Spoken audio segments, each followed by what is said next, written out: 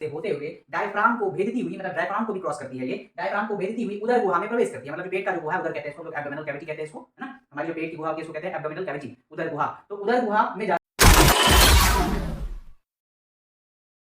Hello everyone, welcome to विस्साई। मेरा नाम है कुणाल यांस और आप हैं हमारे यूट्यूब चैनल पे।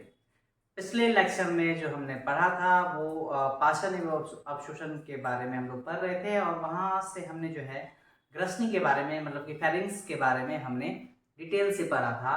आज का जो लेक्चर है वो पढ़ने वाले हम उसके आगे का भाग, मतलब कि हमारे आहार नाल का जो अगला भाग है जिसकी चर्चा जो हम लोग करने वाले हैं वो ग्रसिका है, जो कि चौथे नंबर का भाग आता है, ओसोफेगस कहते हैं उसको। उसके बारे में आज हम लोग जानेंगे।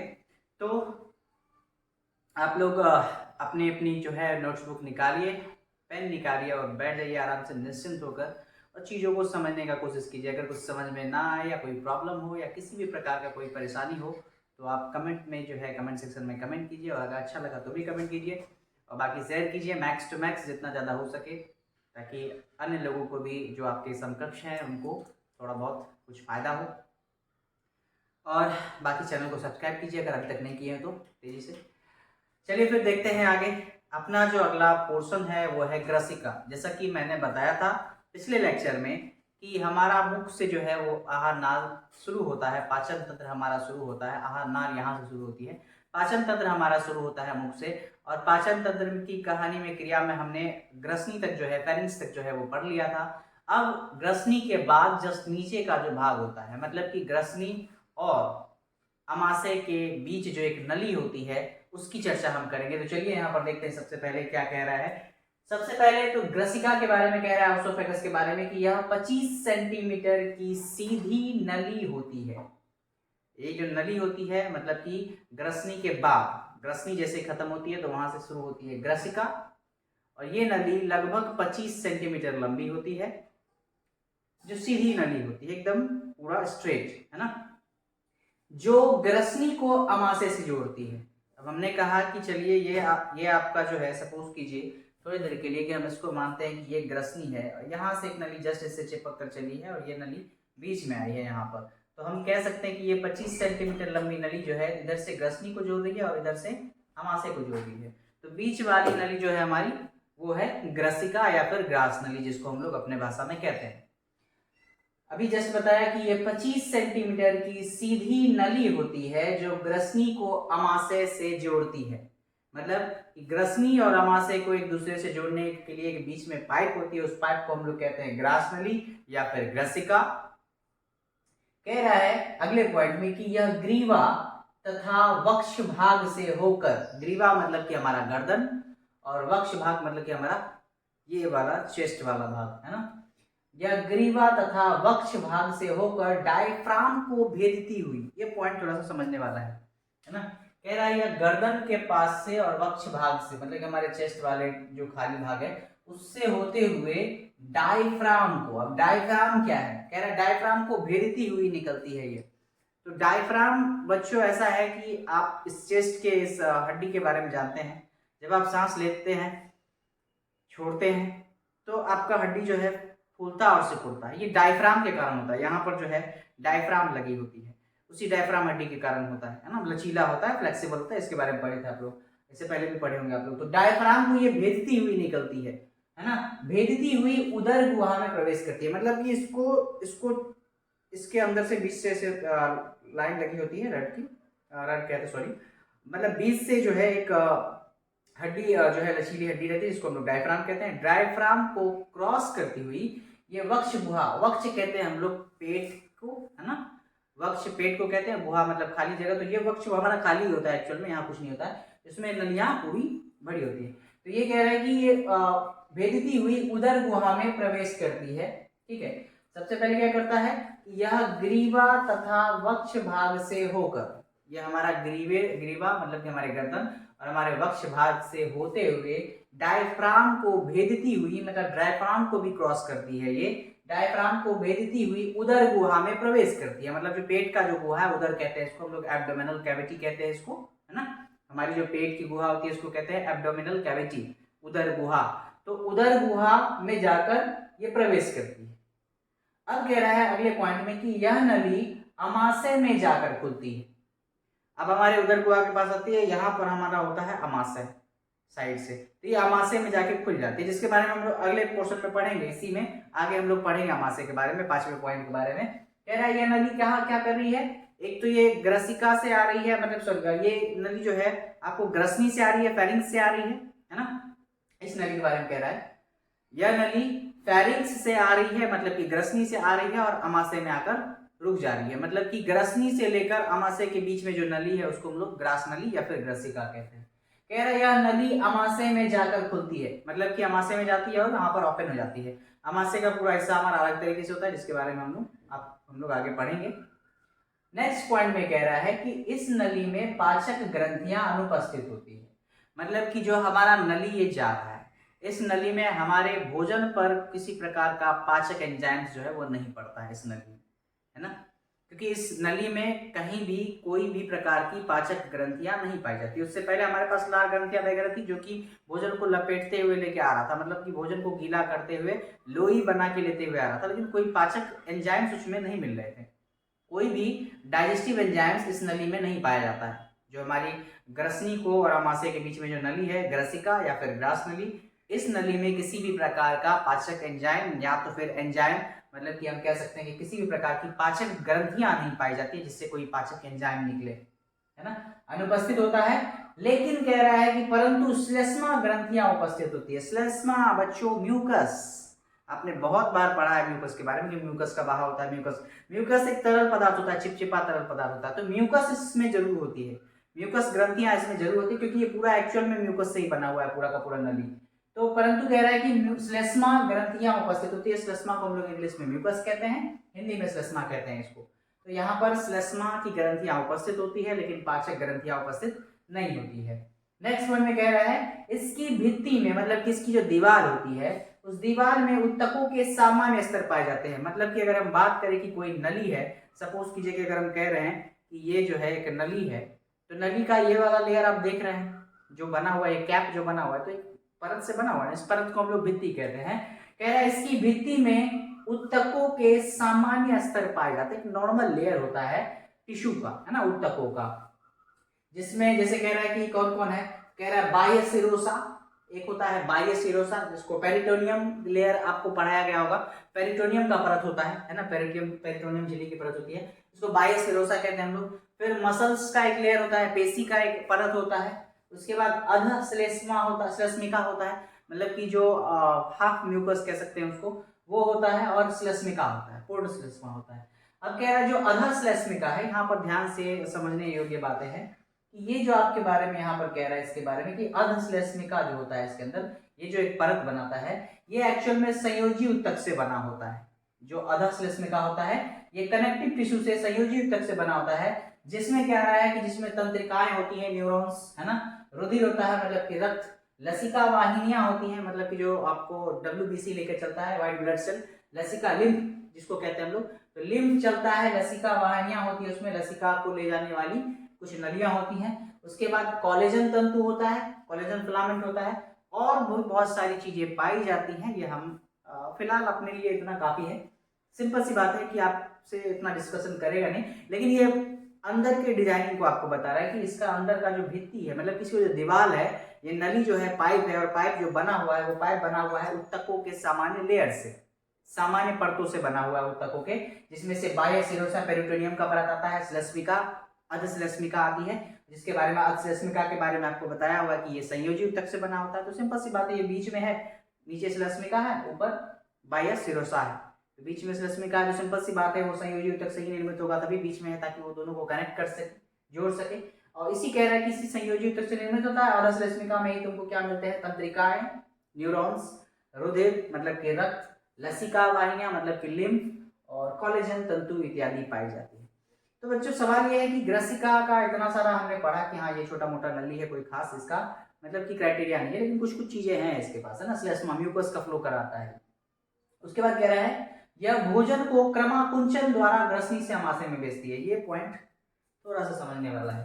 कह रहा है जो भोजन हमने खाया मुख में अपने, और खाने के बाद जब हमारे अंदर गले में गया, तो गले में जाने के क्रम में ये पहुंचता है सबसे पहले जो है ग्रसनी में, फेरिंक्स में, फेरिंक्स से पहुंचता है ग्रास नली में। तो ग्रास नली में क्रमाकुंचन होता है। अब आपको यहाँ तो इतना तो थोड़े से अच्छे से इसको समझिए कि अभी आपको बोला कि ये उत्तकों से बना हुआ है पूरा का पूरा नली, है ना, और इसमें और कुछ खास नहीं, म्यूकस फ्लो हो रहा है, श्लेष्मा मतलब कि तरल पदार्थ कुछ फ्लो हो रहे हैं। अब जैसे ही भोजन इसमें जाता है तो ये क्रमाकुंचन करता है। क्रमाकुंचन मतलब फैलता सिकुड़ता, फैलता सिकुड़ता, फैलता सिकुड़ता, इस तरीके से करता है। तो फैलेगा सिकुड़ेगा तो जो भोजन है उसके अंदर, उसमें म्यूकस में मिल रहा है, वो क्या होता है, दबता है, उछलता है, दबता है, उछलता है, उसको चारों बगल से घुमाते फिराते फिर नीचे लेके पहुंच जाता है आमाशय में। मतलब कि वहां भी इसकी प्रक्रिया जो है तोड़ने की ही चल रही होती है। इसको और गीला तो कर ही दिया और उसको क्या कर दिया जाए, पतला कर दिया जाए। तो पतला करके वो सीधा पहुंचता है, आपको पता है कहाँ पहुंचेगा ये, क्योंकि ये ग्रसिका जो है क्या कर रही है, तो यह नली अमाशय में जाकर खुलती है। तो अमाशय में खुलेगी तो जो भोजन जा रहा है क्रमाकुंचन के द्वारा ग्रसनी से अमाशय में, तो अमाशय के अंदर जाएगा।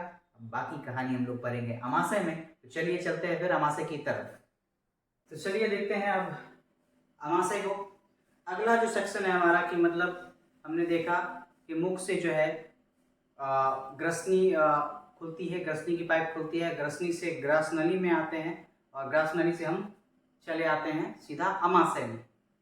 तो अमाशय के बारे में अगर देखा जाए तो एक्चुअल में जो हमारा स्टमक होता है, अमाशय को स्टमक कहते हैं इंग्लिश में, एक्चुअल में जो हमारा स्टमक होता है यहीं पे मोस्टली एंजाइम्स जो है हमारे भोजन में मिलता है और यहीं पर जो है HCl भी होता है, हाइड्रोक्लोरिक अम्ल भी होता है हमारे अमाशय में, जो भोजन को तोड़ता है।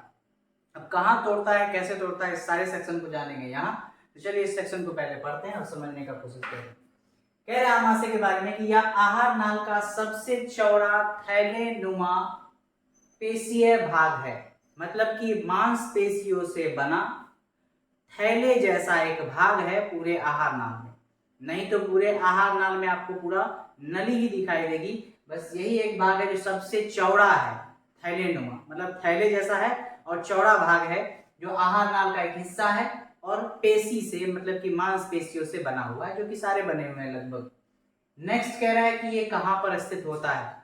कह रहा है यह उदर गुहा के बाईं तरफ, जो हमारा पेट है उदर गुहा जिसको हम लोग कहते हैं, उसके बाईं तरफ डायफ्राम के जस्ट पीछे स्थित होता है। जो हमारा डायफ्राम है उसके जस्ट पीछे स्थित होता है।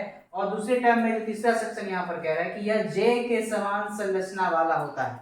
आपको फिगर दिख रहा होगा यहाँ पर, इसको बहुत अच्छे से देखिए और इसमें आप जो है समझने का कोशिश कीजिए। सबसे पहले तो क्या कह रहा है, यह आहार नाल का सबसे चौड़ा थैले नुमा पेशीय भाग होता है। मतलब एक पेशी मसल्स का भाग होता है जो कि थैले जैसा होता है आहार नाल में।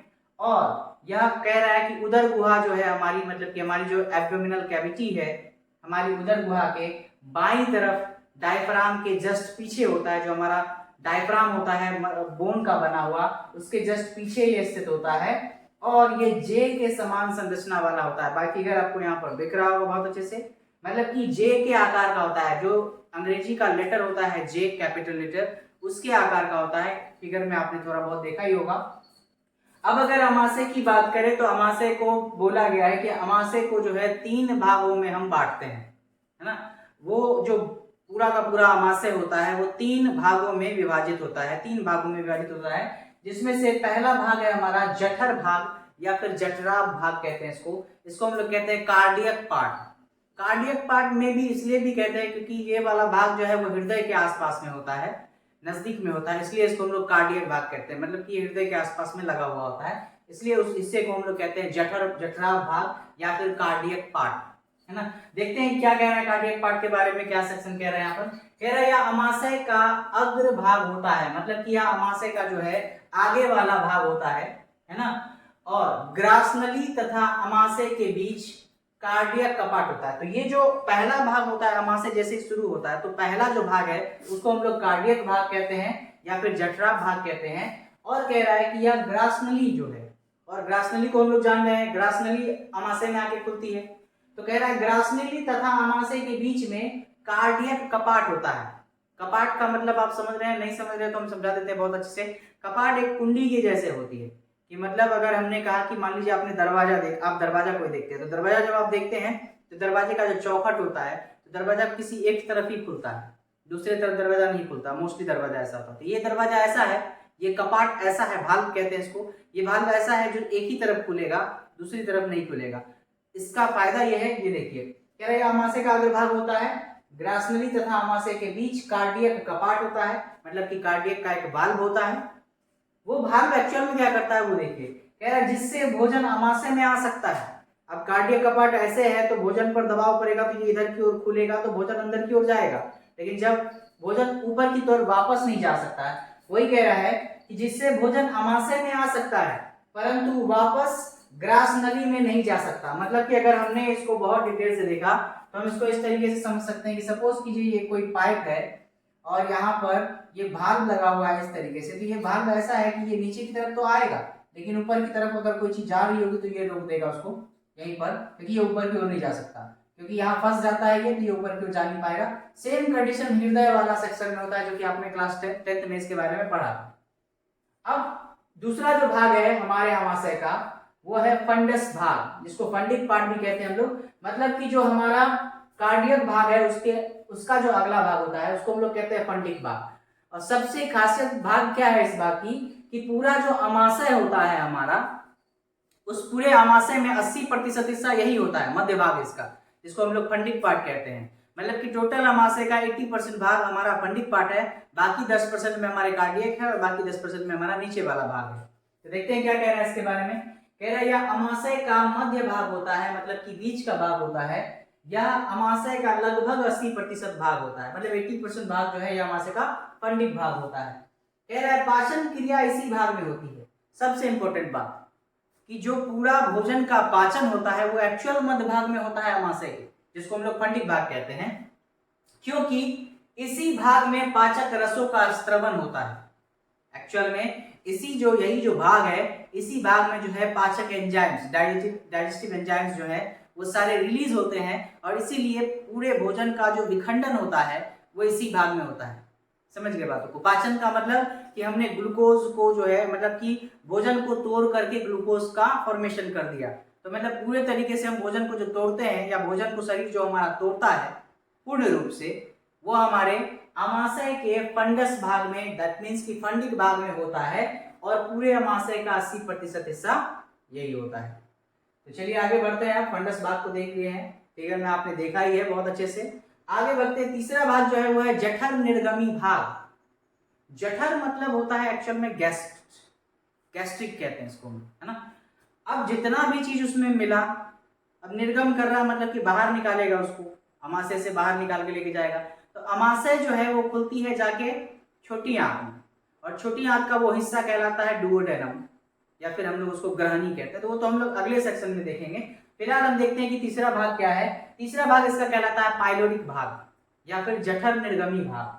क्या कहता है उसको पढ़ते हैं। कह रहा है यह आमाशय का पश्च भाग होता है, मतलब कि यह आमाशय का पीछे वाला भाग होता है, नीचे वाला भाग, जो ग्रहणी में खुलता है। मैंने अभी जस्ट बताया कि ग्रहणी जो है छोटी आंत का सबसे पहला पोर्शन होता है जहां पर आमाशय खुलता है जाकर, जो ग्रहणी में खुलता है। अब कह रहा है यहाँ पर कि इस भाग में एक छिद्र पर पेशीय कपाट होता है, मतलब कि जैसे ही ग्रहणी में खुलेगा वही एक छेद पर जो है, एक छेद होता है, उस पर एक मांसपेशी का कपाट होता है, उसको हम लोग पाइलोरिक कपाट कहते हैं, है ना, क्योंकि पाइलोरिक का भाग है तो पाइलोरिक कपाट कहते हैं। एक वाल्व वही लगा होता है। पाइलोरिक भाग क्यों लगा होता है ये भी आपको पता है कि मतलब भोजन जो पच गया है वो छोटी आंत में तो जाए लेकिन वापस ना आए।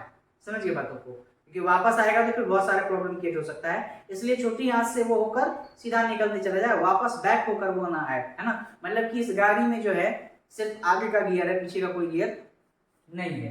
तो कह रहा है जो भोजन को आमाशय से ग्रहणी में जाने देता है परंतु वापस आमाशय में नहीं आने देता है। मतलब कि हमने क्या देखा अभी कि हमारे पास दो कपाट होते हैं।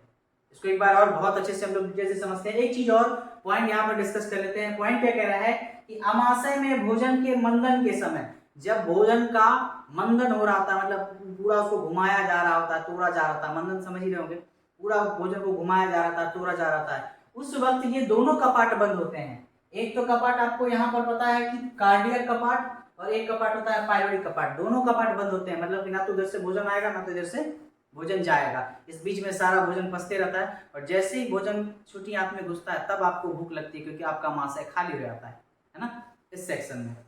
तो एक बार वापस इसको देखते हैं। हम अमाशय के बारे में पढ़ रहे थे। अमाशय जो है हमारे आहार नाल का 5वां भाग है ना। और यह सबसे चौड़ा थैलेनुमा पेशीय भाग होता है जो उदर गुहा के बाईं तरफ, मतलब कि हमारा जो एब्डोमिनल कैविटी है, पेट की जो गुहा है, उसके बाईं तरफ डायफ्राम के पीछे स्थित होता है। ये हमारा डायफ्राम है, इसके जस्ट पीछे स्थित होता है। यह जे के समान संरचना वाला होता है। आपको और एक इंपॉर्टेंट बात बता दूं कि जो अमाशय है इसी में बहुत तरीके का जो है गैसेस जो है वो रिलीज होती हैं, बहुत तरीके की पाचक एंजाइम्स जो है वो रिलीज होते हैं, लेकिन इसके बारे में हम लोग अलग से पढ़ेंगे। ग्रंथियों के बारे में हम लोग अलग से पढ़ेंगे। तो अब कह रहा है कि जो अमाशय होता है हमारा हमारा ये 3 भागों में बटा होता है।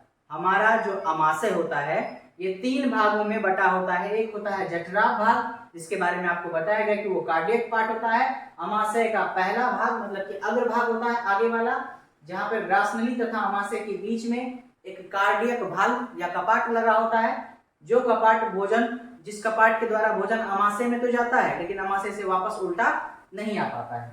दूसरा भाग जो होता है वो फंडिक भाग होता है, फंडस भाग, जो कि मध्य भाग है अमाशय का, और 80% हिस्सा यही छेके हुए रहता है। मतलब कि अमाशय का 80% भाग फंडिक भाग होता है, जिसमें भोजन का पूर्ण रूप से पाचन होता है, क्योंकि सारे एंजाइम्स, पाचन क्रिया इसी भाग में होती है और इसी भाग में सारे पाचक एंजाइम्स जो है स्त्रावित होते हैं। उसके बाद यहाँ से भोजन पहुंचता है जठर निर्गमी भाग में, जो कि तीसरा भाग है, या अमाशय का सबसे पिछला भाग कहलाता है, पश्च भाग होता है, जो ग्रहणी में खुलता है। मतलब कि छोटी आंत का पहला जो पोर्शन है उसको कहते हैं ग्रहणी, वहां जाकर के खुलता है। और कह रहा है कि ग्रहणी के छिद्र पर जो है पेशीय कपाट होता है, एक पेशीय वाल्व होता है, जो कि भोजन को छोटी आंत में तो जाने देता है लेकिन छोटी आंत से वापस ऊपर अमाशय में नहीं आने देता। ये इसको पायलोडिक कपाट कहते हैं और इसको हम लोग कार्डियक कपाट कहते हैं। ये दोनों कपाट जो है भोजन के मंदन के समय बिल्कुल पूर्ण रूप से बंद रहते हैं। अगर अब एक चीज और आपको यहाँ पर बताया जाए कि अमाशय से पहले हमने जो है ग्रास नली के बारे में पढ़ा, और हमने ग्रास नली में पढ़ा कि ग्रास नली की परत कैसे बनी होती है। तो अमाशय का भी जो परत होता है, जो पूरा थैला है, उस थैले का जो परत होता है वो भी उन्हीं 4 चीजों से बना होता है, जिसके बारे में आपको बताया गया था। जहां पर हमने देखा था बाहरी सिरोसा था पेरिटोनियम वाला, उसके बाद पेशी स्तर था, अधश्लेष्मिका था और श्लेष्मिका था म्यूकस वाला। तो पूरा का पूरा संरचना हमारा उसी तरीके से बना हुआ है, उसी लेयर में बना हुआ है। तो उसको एक बार आप बहुत अच्छे से देख लेंगे। फिर अब हम लोग अगले सेक्शन में पढ़ेंगे 6वां भाग, जो कि है हमारा है छोटी आंत, या फिर आंत के बारे में पढ़ेंगे, उसी में हम दोनों भाग को पढ़ेंगे। तो फिलहाल के लिए इतना ही। अगर वीडियो अच्छा लगे तो लाइक कीजिए, सब्सक्राइब कीजिए और शेयर कीजिए जितना ज़्यादा हो सके उतना। Thank you.